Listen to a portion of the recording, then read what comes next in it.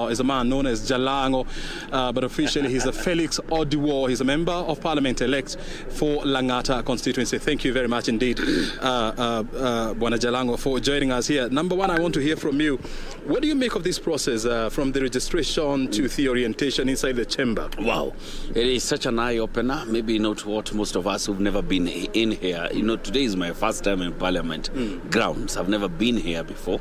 There's only a day I went to the Senate. I'd gone to see Speaker Lusaka, but I never went to the chambers. I've never been in here, so I'll be honest from the word go.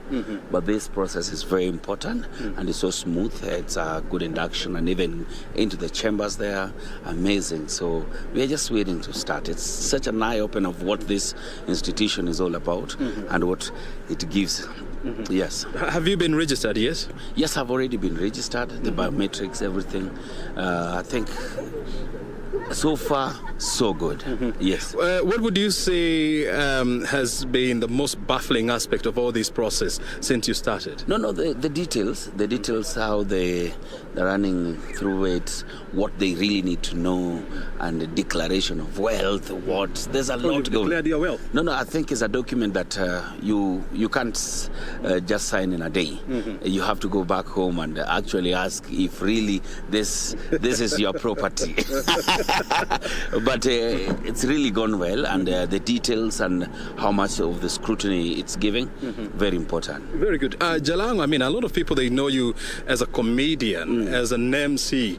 So how do you plan to balance your new legislative role with your talent of acting? Of course, yes. Now this one becomes my main job because delivery for the people, for the people of Lang'ata, this we have to deliver. But we've just been taken through about the settings and everything. If you don't have any other thing you're doing, then you'll be wasting your time. There's a lot of time here, and I think if I also stop doing what actually elevated me to be where I am today, it will be a very big disservice to the creative industry. It is a creative industry that has got me to where I am. So creative industry to the go.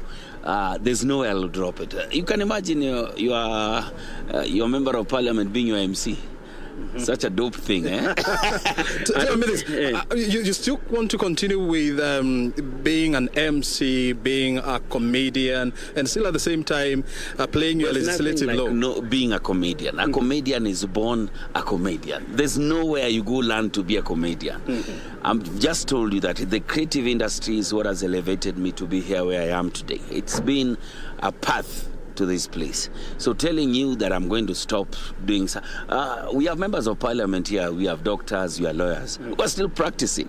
All right. It's only that our job out there with KJ here is so loud. KJ, I can see you here. Just come here. Probably. KJ. Maybe he was your role model. Thank you so much. KJ, let me ask you. Why do you're people, not going to take over my show. Why do people always think that we should not go on doing what we love doing? It's discriminatory. No one ever meets a doctor and tells me, treat me on the spot. But every time they meet Jalang'O on the street, they tell him, make me laugh. You know, they take what he's doing very lightly. But I've got to tell you, if you see someone with the creative and comedy genius of the level of the people like Jalash, Churchill, the Walter Mongares of this world, just know that you have to be so intelligent to act that stupid. Those people are at another level in terms of intellect. And there's a great humorist by the name of Oscar Wilde who said that these people are actually telling some very serious truths. And he said that if you want to tell the people the truth, make them laugh. Otherwise, they will kill you. So they're telling you truths that would make people kill you, but they're lacing them with humor. And that is what wit is. That's what intellect is. And you see, the fact of the matter is that, you know, the fact that you are here and at some point you used the same platform in the creative industry, you know, to earn a living is a testament that it is possible to play the two cards. And you know, people only see the comedy in Jalang'O. They don't see the entrepreneur. They don't see the businessman. People see KJ maybe as a comedian. They don't remember that KJ was actually doing comedy as a hobby while he was in university studying a professional course that he took up as a career. They don't see KJ as someone in media, communications, and advertising, an entire 20-something year career. But they will remember the comedy. So what Jalash is saying is extremely true, that there are lawyers in this house who are still practicing, there are doctors who are still practicing, there are engineers, surveyors who are still practicing. There would be nothing wrong with Jalas practicing and plying his trade, even as he is being a member of parliament. But remember also, it took the entry of people like KJ into this house for some of us to take up the creative economy as a constituency. That when I stand in the floor of the house in Bunge, I'm representing a constituency called the Dagoretti South constituency, but I'm also carrying the banner of youthful leadership, carrying the banner of new and emerging industries like information, communication, and technology. I'm carrying the banner of the visual and performing artists in this house. And practically so, we have pushed laws that have pushed the envelope for artists when they're out there.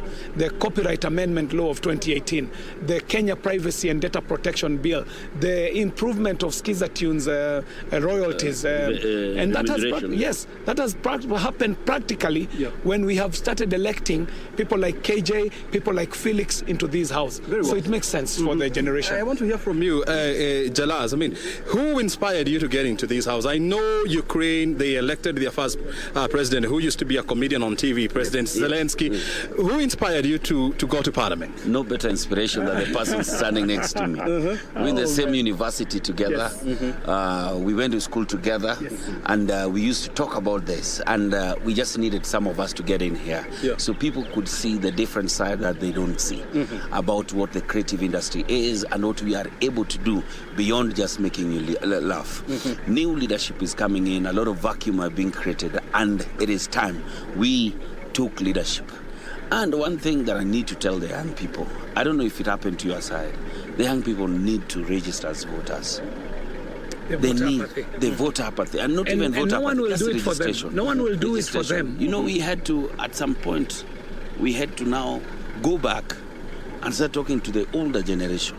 Please come out and vote for us, because a quick verification of so many young people easily showed that, you know what, they could only come around, dance with you, move with you, but they didn't have voter's card. You understand? And the youth need to understand. Nobody is going to give you anything in your hand. You'll have to go for it. Tell me this. Why are you here? Why are we here?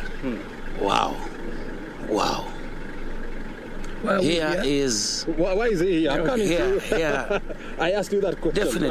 Definitely, I would easily tell you. The role of a member of parliament, legislation, oversight, representation.